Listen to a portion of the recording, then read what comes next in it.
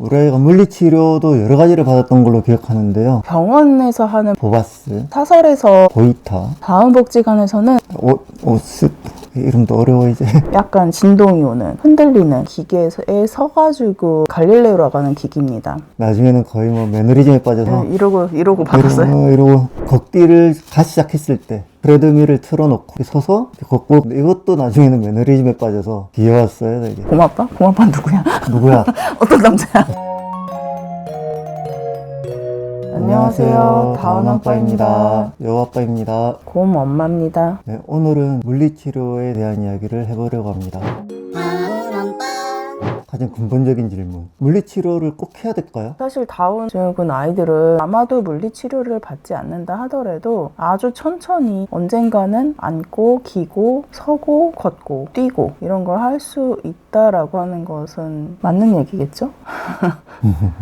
언젠간 합니다. 비장의 아이들이 태어나서 자라면서 자연스럽게 하는 일들을 우리 다운 아이들은 그렇게 당연하게 자연스럽게 하진 않는 것 같아요. 근데 그걸 그렇다고 영원히 못하게 된다는 건 아니니까 하게 된다. 아이들마다 그게 조금씩 더 늦기도 하고 좀 덜 늦기도 할 뿐이지 늦긴 늦는데 하긴 한다. 근데 그걸 조금이라도 좀 더 빨리 할 수 있게 해주고 좀 더 당겨주고 그런 게 도움이 되는 게 물리치료인 거죠. 다운 증후군 아이들이 기본적으로 저긴장 근육이 이제 문제가 된다라고 얘기를 했었잖아요. 그래서 그 근육을 사용하는 법을 모르거나 아니면 그게 자극이 되지 않아서 그 동작을 하기가 어려운 게 있는 거거든요. 그래서 물리치료는 그런 부분들을 도와주는 거. 그래서 물리치료를 받으면은 그냥 할 수 있는 것들을 조금 더 당겨서 빠르게 할 수 있게끔 하는 측면들도 있고, 또 한편으로는 아이들이 어떤 자극들을 받게 되면서 저긴장 근육 때문에 하지 못하는 동작들을 물리치료를 통해서 좀 더 잘 할 수 있게끔 하는 측면도 있는 건 거죠. 그리고 저는 개인적으로 물리치료를 받으면서 좀 올바른 자세? 다리를 끌고 다닐 수도 있는데 그게 아니라 다리를 들고서 걷는다던가 이런 어떤 자세 교정 측면도 있다고 생각해요. 어차피 언젠가 동작을 할 수는 있는데 그 동작이 조금 더 정확하고 자연스러운 동작이 나올 수 있게 도와주는 게 물리치료인 것 같아요.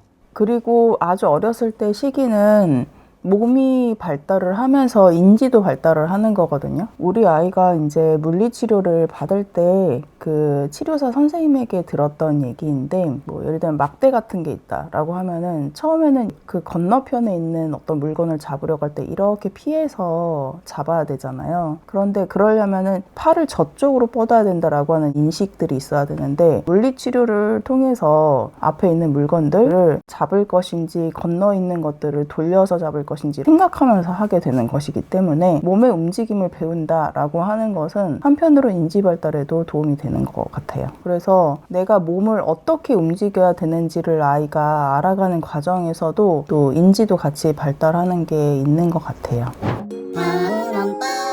우리 아이가 재활치료를 여러 개 다녔었는데요.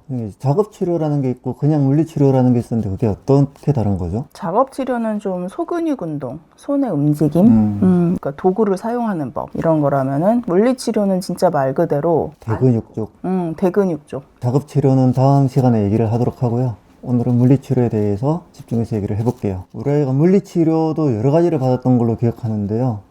어떤 걸 받았었죠? 기본적으로는 병원에서 하는 물리치료에서는 보바스로 했습니다. 보바스, 그리고 사설에서 개별로 치료사 선생님에게 이제 받았던 것이 보이타가 있고요. 보이타, 이 두 가지를 가장 많이 합니다. 다운 아이들은 요즘에는 빠르게 재활치료가 들어가서 제일 처음 하게 되는 치료가 물리치료인데 주로는 보바스 그리고 보이타 이 두 가지를 하고요. 그리고 저희는 한 가지 더 다운복지관 이야기를 했었는데, 다운복지관에서는 오스테오패시를 합니다. 오스, 이름도 어려워 이제. 다 이게 다 외국말이네요. 보바스, 보이타, 오스, 그거 이렇게 세 가지 종류를 했죠. 네. 각각의 어떤 차이가 있던가요? 저도 지금 이제 몇 년이 지나가지고 너무 약간, 옛날 얘기야. 기억이 가물가물한데, 어쨌든 보바스는 병원에서 했었던. 네, 기본적으로 어떻게 하냐면 그 시기에 해야 되는 동작이 이 친구가 잘 나오지 않는다 라고 하면은 그 동작을 만들어주는 어떤 느낌으로 해요. 그러니까 예를 들면 네발기기를 해야 되는데 세발기기를 한다. 뒤에 다리 하나를 안 쓴다라고 하면은 그 네발기기의 정확한 자세를 딱 잡아주고 그거를 버티는 힘. 왜냐면은 이 친구가 다리 힘이 없거나 이제 팔에 힘이 별로 없어가지고 이게 무너지는 거거든요. 그거를 만들어주고 그걸 이 친구가 뇌의 입력이 되게 머리로 기억하게 그걸 계속 이제 반복하는 것들이 있고 동작을 하나하나 입력을 시켜주는 거군요. 네, 그래서 이렇게 장난감을 앞에 두고 아, 저 장난감을 가지러 가고 싶어 라고 하면 이렇게 이제 네발기기를 할 거 아니에요. 그렇게 갈 때 그 네발기기가 이제 잘 나오게끔 그렇게 해주는 게 있고 그 기본적으로 병원에서는 이런 기기들 같은 걸로 해서 또 이제 몸에 자극을 주는 게 있어요.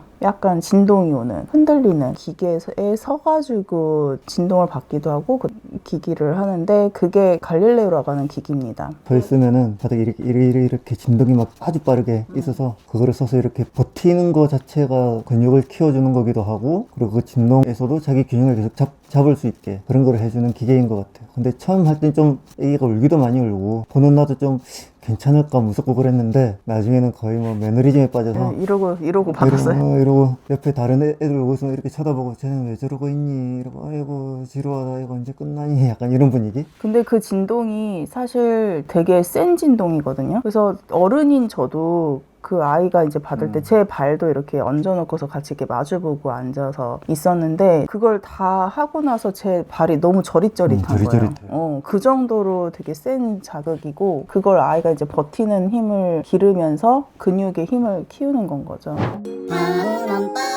그 다음에 이제 이 아이가 이제 서는 것까지 어느 정도 됐을 때는 트레드밀이라고 해서 우리가 보통 러닝머신이라고 하죠. 그래서 천천히 이거를 이렇게 뒤에 전기 자극 붙여놓고 걷는 연습. 나중에는 경사도 조금 주기도 하고 그래서 그거를 한 20분 했었나?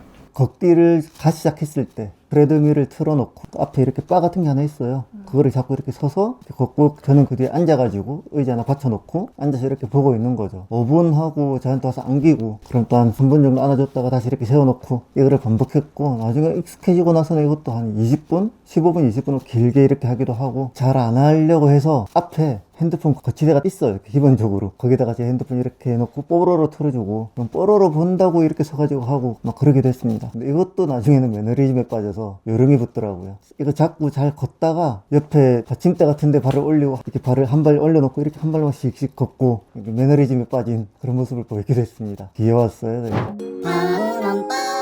여튼 병원에서 하는 물리치료는 이렇게 기구와 그리고 이제 전기 자극, 그다음에 기본적으로 치료사 선생님이 해주는 물리치료 이렇게 세 가지가 있었고 근데 사실 이거는 병원마다 좀 달라요. 저희가 다닌 병원이 어쨌든 서울에 있는 큰 병원이었기 때문에 이 기구들이 되게 다양하게 많이 있었고 또 여러 대수가 있는 거지. 갈릴레오가 되게 엄청 부피를 차지하는 공간을 차지하는 큰 기구거든요. 그런 기구를 여러 대를 놓는다라고 하는 것 자체가 사실 병원이나 사설 치료시설에서는 두기가 되게 어려운 건 거죠.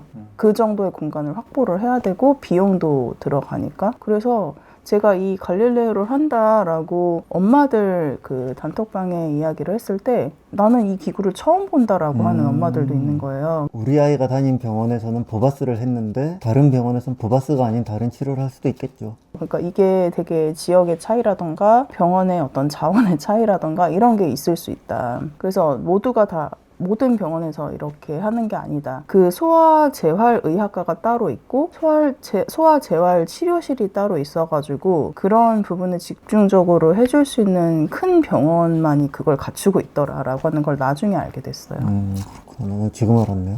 이 얘기를 고마빠한테 했었는데 왜 고마빠? 고마빠 누구야? 누구야? 어떤 남자야? 어떤 놈이야?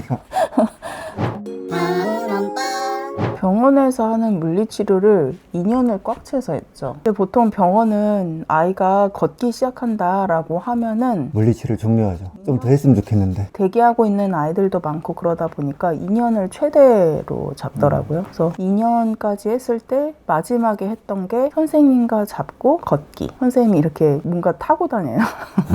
바퀴가 달린 어떤 기구에 선생님이 앉고 앞에 이제 아이를 세워가지고 아이의 손을 잡고 걷기 해서 이렇게 다리 들고 걷기 이런 거를 연습을 시키는 걸. 바닥에 장애물 같은 걸 두고 그 위로 이렇게 걷기 이런 걸 했었. 걷기 연습을 하고 끝났네요. 우리 아이 같은 경우 2년을 꽉 채워서 걷기까지 하고 끝난 건데 예를 들어서 1년 반 정도에 이미 충분히 걷는다고 하면 그게 더 이상 연장 안 되고 종료되는 경우들도 많은 거죠. 근데 사실 부모 입장에서는 이 아이가 걷는 것일 뿐이지 체간의 힘이라던가 다리의 힘이 이제 충분히 길러져서 올바로 걷는 이런 건 아니거든요. 그래서 좀 더 걷기 연습을 했으면 좋겠고, 걷기 다음엔 뛰게 되려면은 한 발로 지탱하고 한 발을 이제 그 떼고라고 하는 것이 기본적으로 돼야 되는데 그게 안 돼가지고 뛰지 못하는 거거든요. 뛰기를 하려면 또 뛰기까지 그 시간이 되게 많이 걸려요. 그런 연습까지 좀 다 했으면 좋겠는데 일단 걷는다라고 하면은 그냥 물리치료를 종료를 해버리는 건 거죠. 아쉽더라고요.